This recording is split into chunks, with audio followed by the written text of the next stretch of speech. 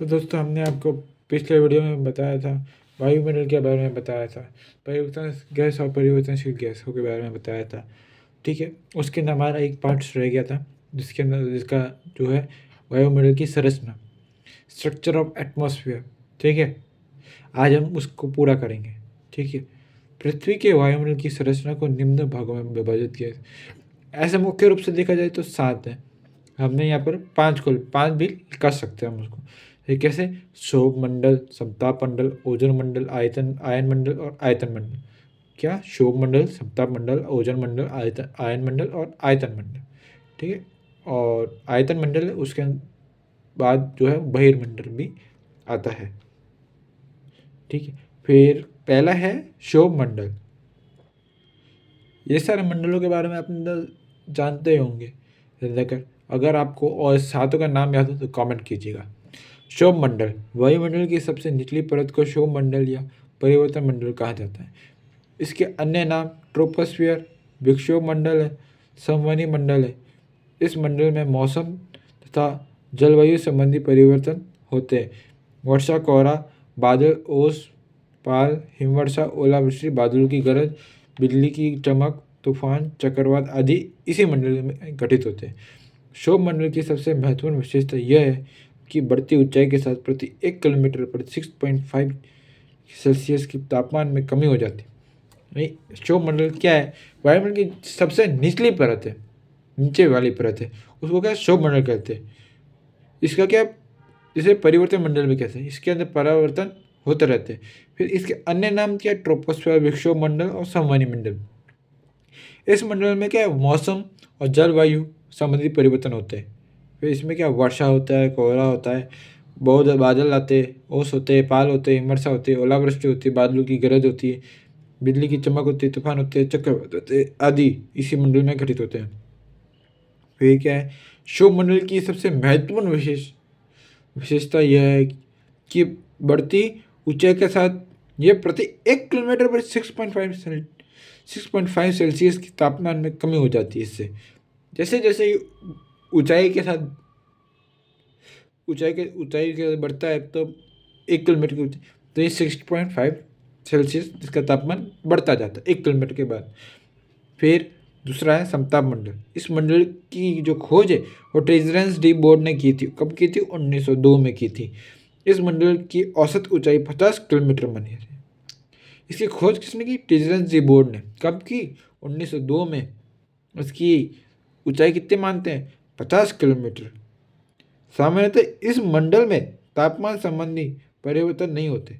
इसके अंदर तापमान संबंधी परिवर्तन नहीं होते, बल्कि हमने सौरमंडल में देखा था, वहाँ पर मौसम और जलवायु संबंधी परिवर्तन होते हैं, पर यहाँ पर नहीं होते।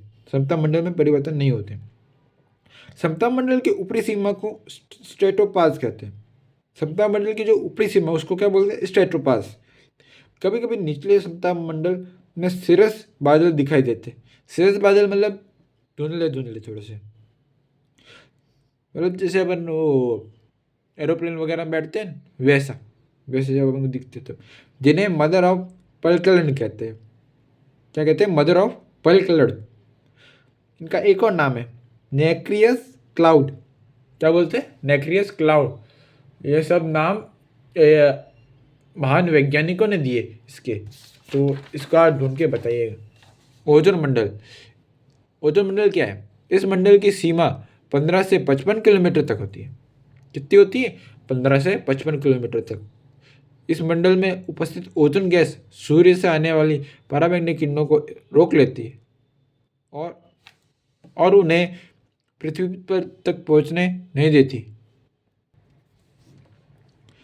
हमने ओजोन मंडल में पढ़ा कि इस मंडल में की जो सीमा है वो 15 से 55 किलोमीटर तक होती है। इस मंडल में उपस्थित ओजोन गैस सूर्य से आने वाली पराबैंगनी किरणों को रोक लेती है, पराबैंगनी किरणों को रोक लेती है और उन्हें पृथ्वी तक पहुंचने नहीं देती। आयन मंडल क्या है फिर? इस मंडल की सीमा जो है 80 से 640 किलोमीटर तक होती है। कितनी? 80 से 640 किलोमीटर तक ऊंचाई होती है। सात मंडल के कई परतों में इसको बांटा गया है, जैसे डी, ई, एफ तथा जी। डी में कौन सा है? 80 कितना होता है? 80 से 99 किलोमीटर तक होता है। इसमें क्या? इसमें रेडियो तरंगों का परावर्तन होता है और ये सूर्य के साथ सब लुप्त हो जाती है। फिर जो ई परतें हैं वो 99 से 130 किलोमीटर तक होती है।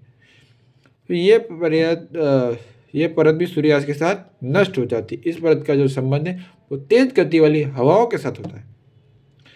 एफ परत 150 से 400 किलोमीटर तक, ठीक है। फिर ये जो परत है, यह परत उच्च आवृत्ति वाली रेडियो तरंगों को पृथ्वी पर वापस भेजती है। कि जो रेडियो तरंगों को है ना, ये वापस भेजती है पृथ्वी पे, ठीक है। फिर की जी परत 400 से 640 किलोमीटर तक इसका विस्तार रहता है। यह परत केवल उच्च अक्षांशों पर पाई जाती है, कभी कभी देखी जाती है। यह स्थानीय नहीं है, ये स्थानीय नहीं है, मतलब कभी कभी देखी जा सकती है। इसको हम बोल सकते हैं हाई लैटिट्यूड्स। फिर जो अपना लास्ट मंडल बचता है आयन मंडल, बहिर्मंडल जिसको अपन कहते हैं, वायुमंडल का सबसे ऊपरी भाग है। क्या ये वायुमंडल का सबसे ऊपरी भाग है? इस मंडल के बारे में बहुत कम जानकारी उपलब्ध है। इस मंडल में घनत्व बहुत कम हो जाता है तथा वायुमंडल अत्यंत विरल हो जाते हैं, ठीक है। तो आज हमने पढ़ा वायुमंडल के संगठन के बारे में और उनकी संरचना के बारे में। तो आई होप कि आपको ये दोनों पार्ट्स समझ में आ गए होंगे। तो इसको लाइक, शेयर एंड सब्सक्राइब ज़रूर कीजिएगा। Thank you. तो जय हिंद, जय भारत।